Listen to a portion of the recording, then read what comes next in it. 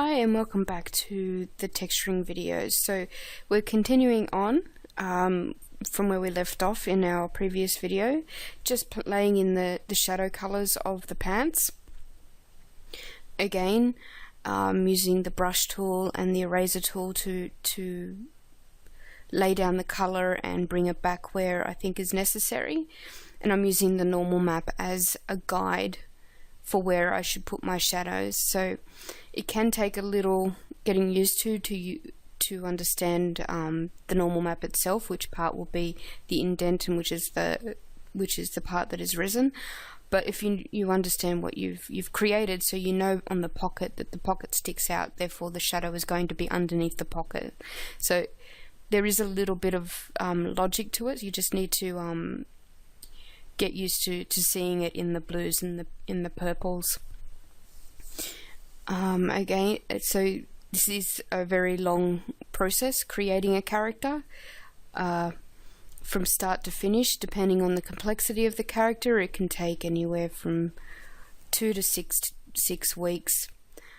So we've tried to condense the entire process into short segmented videos, but there are a lot of things that are done the same. So you're seeing the entire process here from start to finish, just sped up very quickly over the duration. So yeah, again, just continuing on, bringing back those folds, so laying down the color and then trying to fade it in from either end. So you don't want it to be a solid line all the way through for the folds.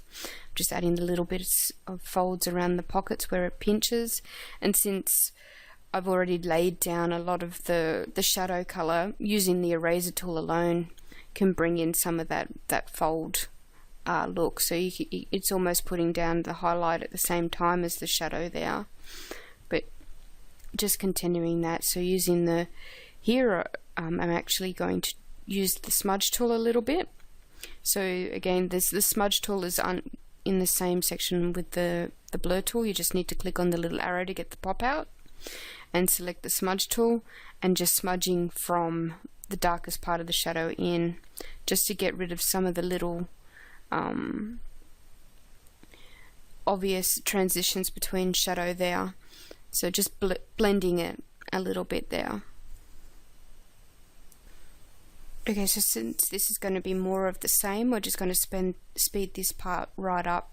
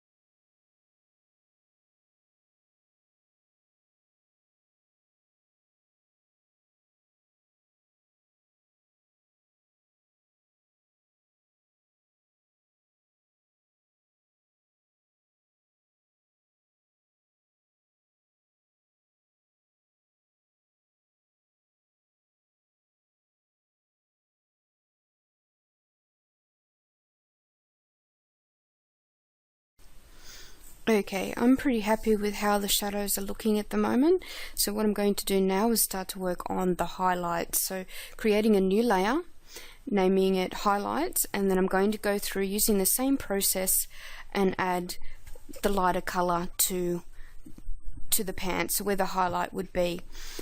Again, I'll bring back my palette and make sure that I've got the lighter color that I selected earlier in the palette, and we'll use that as the highlighting color. Okay, you can see down on the left toolbar where I've got the two swatch colors also that I've still kept my shadow color, so in case I decide to go back and add some of the shadows or remove some of the shadows, I've still got that color there and I don't have to bring back my palette in order to reselect it. Now you can switch between the two like I just did then by hitting X on the keyboard, so that'll switch your foreground color with your background color, and so then you can continue to paint on there. So I'm just changing a few things in the shadow section, on the shadow layer, sorry, before I start working on the highlights. So it's just around the pockets. I'm just bringing back some of the shadow, removing some of the shadow, and seeing how it looks with the underlying paint layer.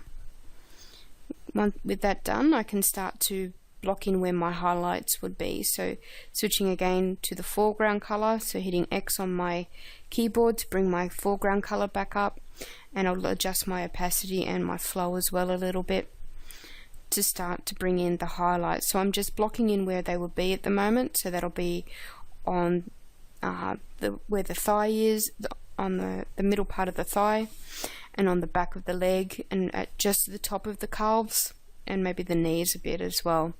So, and of course the back side. So just the areas that where the light will fall and hit most directly. If you're not quite sure where the highlights would be, you can have a look online and have a look at pictures and images and see where the light and shadows fall on those ones, but you're looking for something that is a pretty standard and kind of ambient type of lighting. You can also try maybe doing what is called a tonal sketch. So instead of look outside, find a tree or something and do a sketch of the tree, but instead of using lines, you just paint in you draw in where the shadows would be. So just color in where the shadows would be. It doesn't need to be anything fantastic. You're only doing it for yourself, so you don't even have to show anybody, so it doesn't matter if you're happy with the result. It's just to get an idea of where the light and the shadow fall. So that's just a technique to get used to using light and shadow to define a shape. So just continuing on painting in our highlights, and again using the same method as we did with the shadows, painting it on and then using the eraser tool to fade out the edges. We're just putting it in places that are the raised portions, so we're only doing this very lightly too, so we don't want it to be too heavy-handed, since the game itself will have lighting in it. We don't want it to look too confusing if it's in a different lighting situation, so we're just doing small highlights that'll help define the shape. Again, here just along the edge of where the fold would be on the fly, and just continuing on doing that over both parts of the pants.